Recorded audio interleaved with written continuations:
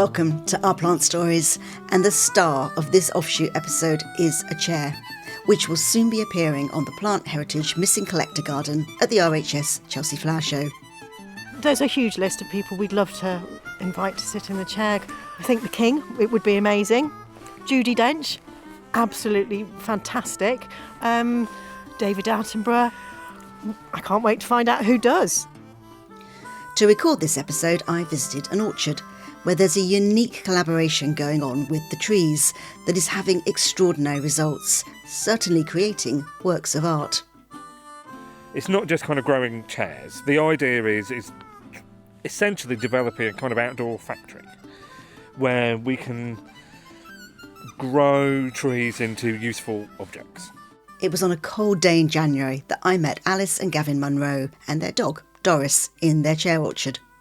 They immediately put the kettle on in their small cabin, a wood burner making the cabin as warm as the welcome. Tea and cake in hand, we headed into the orchard. You're surrounded by trees, different types, willows, beech, apple, and as you look, you begin to see that the branches of these trees are different. They move apart and then curve or coil to join up again. Some are reaching out or bending down to become one with another branch. And gradually you begin to see the shape of a seat, a back, some legs, a chair. This is Full Grown, the project and passion of Alice and Gavin Munro for grown furniture. Oh, for my sins, I'm a chair farmer. So I twiddle trees around over a decade or so, and occasionally turn them into chairs. I like that. I haven't met a chair farmer before, you know. Not many of us. We're a rare breed. Gavin, where did the idea come from? So there's a few seeds were sown for doing this, and so it's a combination of a few things. But to some degree, on the kind of basic tree front, my parents had bonsai growing up. But with two little boys, you're not getting necessarily that much gardening done.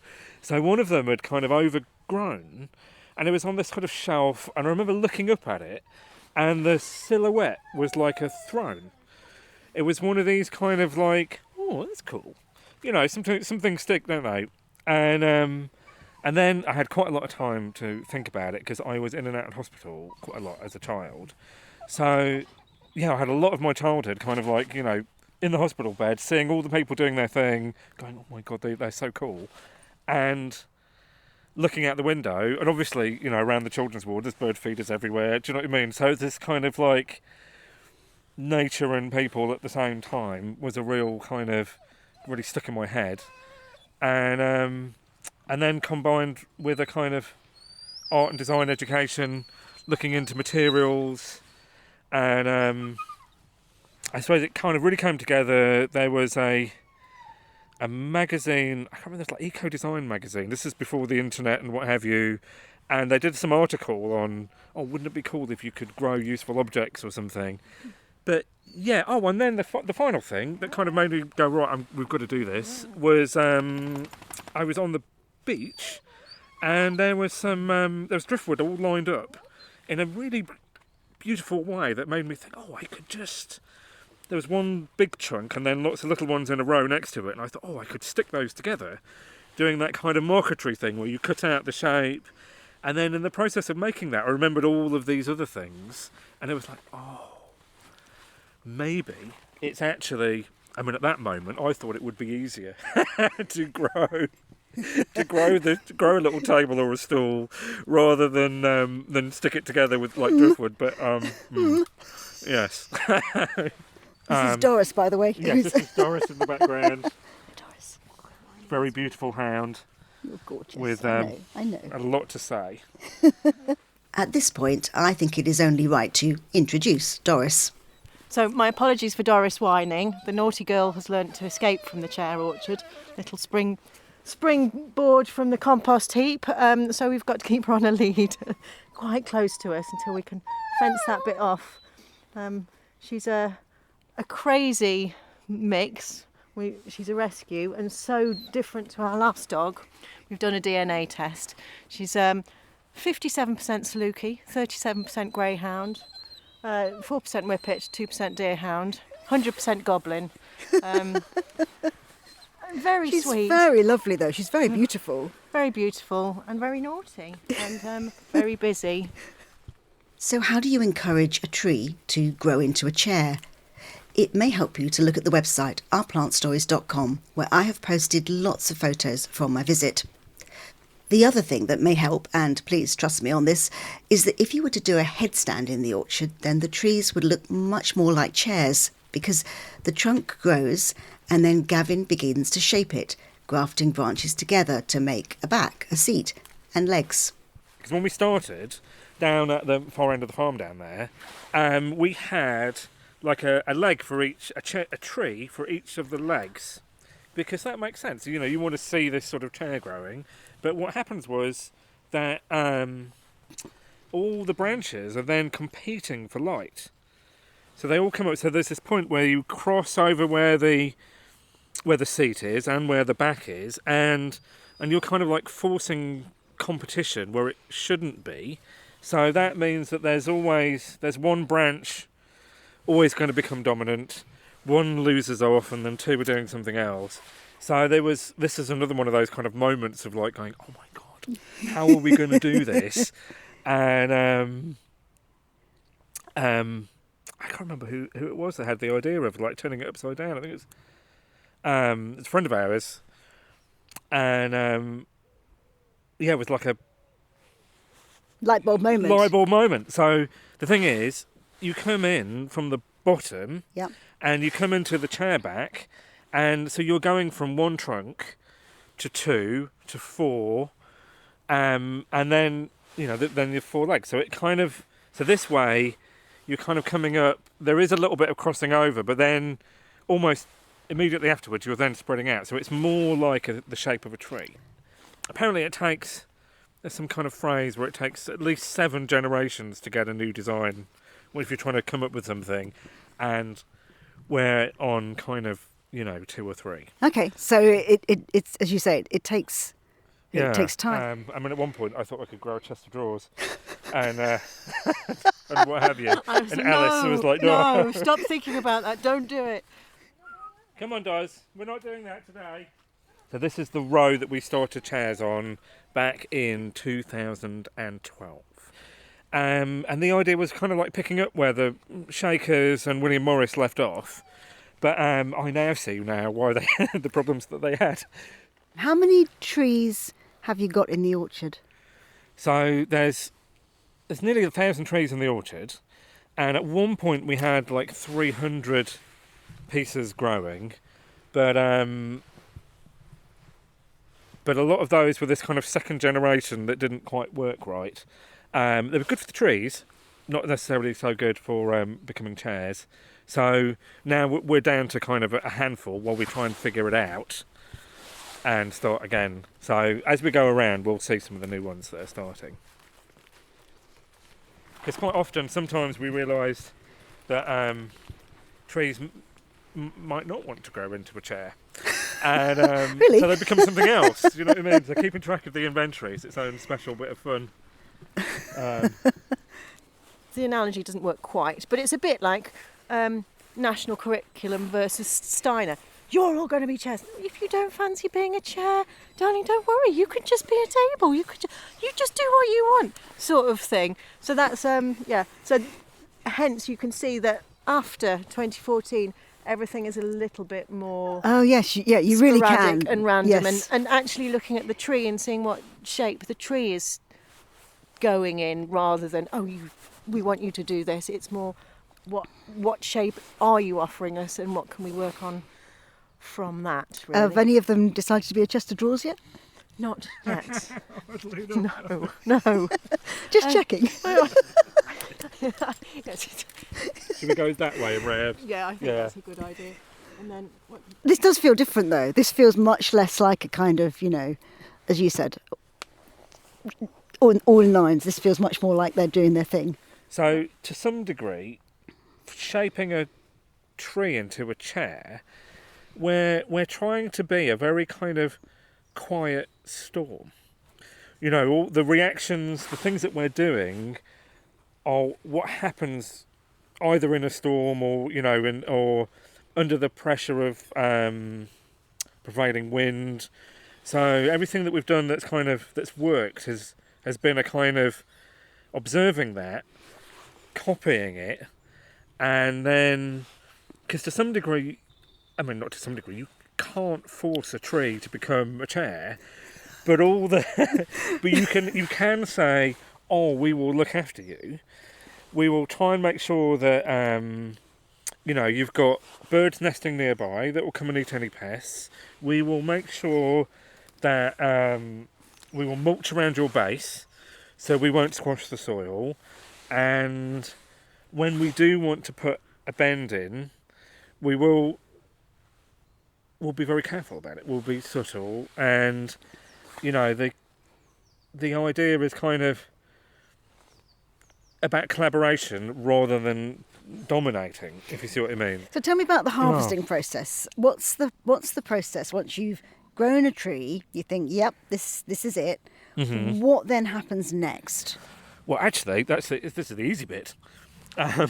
You kind of we cut the branches a little bit longer, so that when you've... As in the legs? And the legs. We cut them a little bit longer, so, the legs want to be roughly kind of 50 centimetres long, and we cut them like 70, 80, so that when they dry, and they'll crack at the ends, and it's the same with the trunk, so you leave it a little bit longer, but actually all we really do is kind of cut off the legs, mm-hmm. and then it's basically one cut with a saw. Wow. At the bottom. What a satisfying job that must be. Yeah, it's or really... Or is it slightly nerve-wracking? Yeah, well, no, it's all right. It's quite satisfying because, you've spent 7 or 8 years tending and caring and what have you, and then it's... and it cuts out and you turn Just it upside down. do that again, it's what, sorry? It's a right. It's not really the noise, is it? Because it's more of a... and then... But, it's a very nice moment. Then what happens? And then we look at it and we go, oh my God, that's not how it looked upside down. There's this sort of moment of like, you know the branches' shapes off by heart from underneath, but when you turn them around, suddenly there's a whole... you really see it. Like the one in the cabin, we didn't realise that the 3 branches had come together in the middle in a way that we'd not seen before. So, there's always a little surprise, even though you've been seeing the same tree for ages. And then what happens to them? Then do you... Oh, right. And then what we do, and then you have to wait another year because you don't want it to... You want to dry it slowly so that it doesn't move too much. So where do you dry it? So then we've got a little workshop. Okay. And we kind of, season it over a year. And then the fun bit is the bit that I've been waiting for all this time, planing off the outer edges. I think we will all have realised by this point that you have to be a very patient person to become a chair farmer, and how much work, skill, love and care over many years goes into producing a chair. And now, for the first time, one of their designs is heading to the RHS Chelsea Flower Show. So it's based on the Gatti chair, and it's a bronze replica of the Gatti chair. So the Gatti chair is one of those 2012 ones, and I think it was a little naive. It was a very successful one. We just, we'll just chop it down, and it looked amazing, and it was exhibited at an exhibition with all its leaves on and its long branches. I need to send you those pictures. And it was very, very beautiful. So that was its first exhibition, and then it came home to be dried out for a while, and then it was planed and made into a sitting chair, and it's named after somebody called Laura Gatti, who is the agronomist for the Bosco Verticale, that huge skyscraper covered in trees in Milan. So Gavin met her and was taken round, and it was all very exciting. So he was like, I think she deserves a little bit more recognition. So hence we named the chair after her, and that was first exhibited in Mayfair in 2019, and Laura Gatti came and sat in the Gatti chair as well.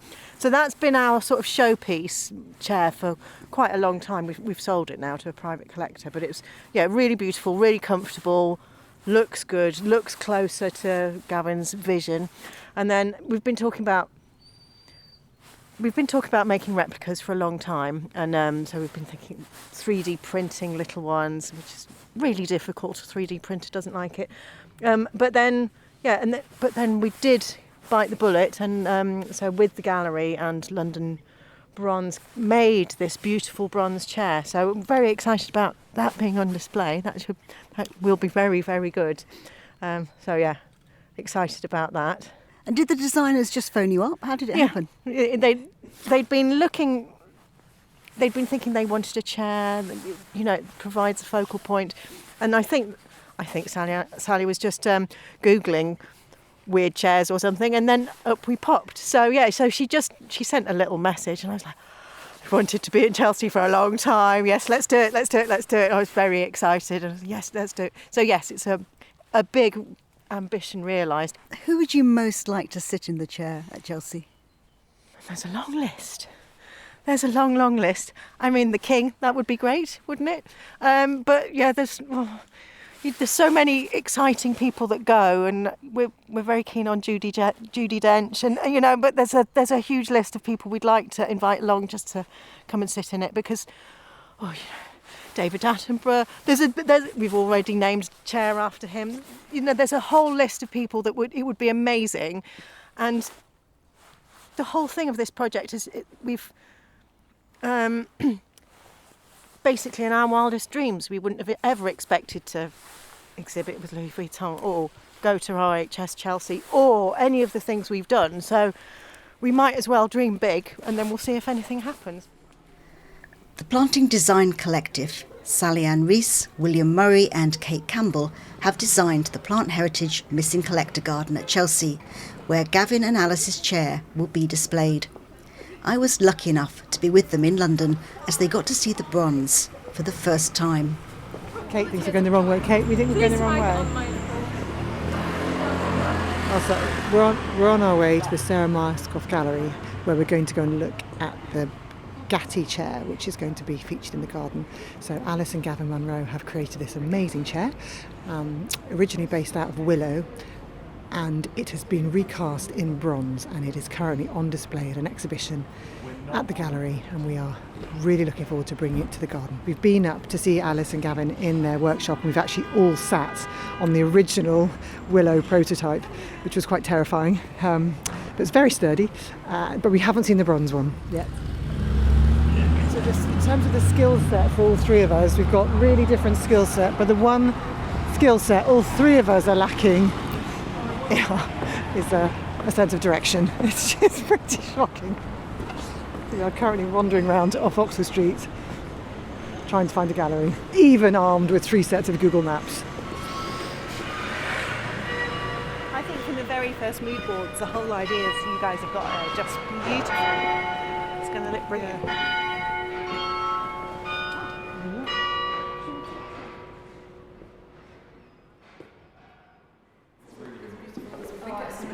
Oh my gosh, that is so stunning. I never thought I'd like it as much as the original willow, but I really do. That's going to look quite special, isn't it? Oh my gosh. My name is Sarah Myerscough, and I run Sarah Myerscough Gallery. And I'm looking at the wonderful bronze by Full Grown, and want to tell you a little bit about the process. So it was cast from an original chair that was grown over 15 years in the orchard up in Derbyshire, and the actual original chair went to a collector in the US. So before it went, we took a 3D scan, a very detailed 3D scan. I think they actually took 300 films of it, so to actually get the tiniest detail of the bark of the willow of the original chair. And once we had the 3D scan, then we had that made into a 3D model. And that was the model that was used by the London Bronze Foundry to create the actual chair itself. It was a very complex piece because there's so many different components to that. And what we had to do was break it into various sections so we could cast those different sections, and also about the weight, because we wanted to keep the weight down. So a lot of the chair legs are hollow, so it makes it quite lightweight actually. Well, for bronze it's quite lightweight. So once they had all the components, then they basically welded it all together. They chased it, and it's very, very difficult in fact to tell where that chasing has happened, because the craftsman that was working on it was absolutely brilliant. I mean, it's a skill in itself. It's quite incredible.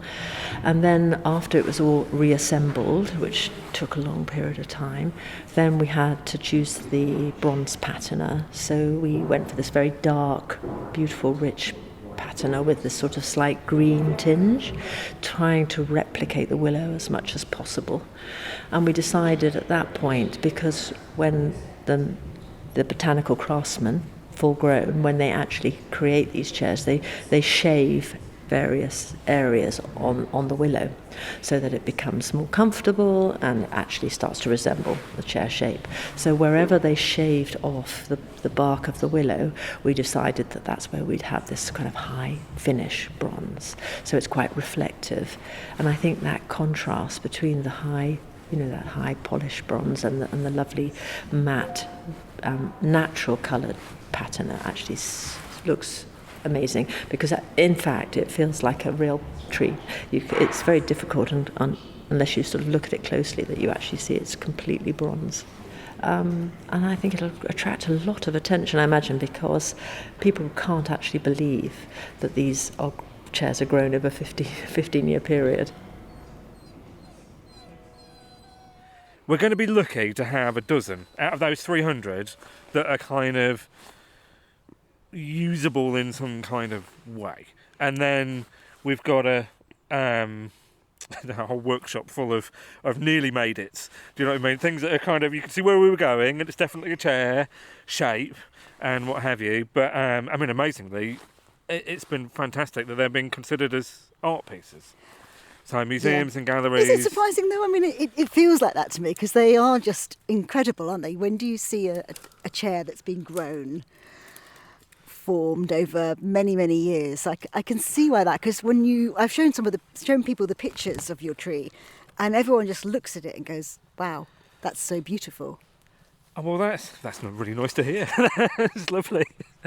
I don't know. It's kind of, it's been such a long burner, and we're still kind of, from one level, I'm still 20 years behind, in trying to make this work in a kind of meaningful sense, and in a kind of like, here is definitely a chair, but we've learnt so much along the way, and, inadvertently, they've become these kind of art objects, which is great, because it kind of like gets interest and what have you. So this is why Chelsea's kind of an exciting moment, because to some degree that's kind of launching the next phase of the project, where we've been, we don't have the instructions yet, but we do have 20 years experience of doing it, so we can kind of help people not make some of the basic mistakes, and we can all move on to new and interesting ones. My thanks to Alice, Gavin and Doris for hosting such a magical day.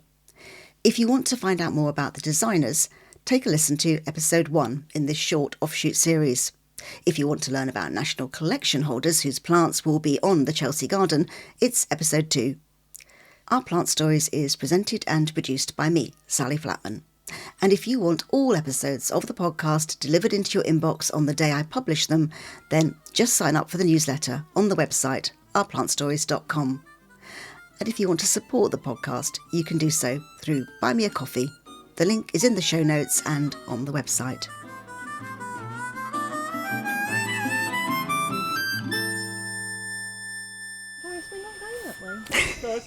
Oh, she really is going for the compost heap.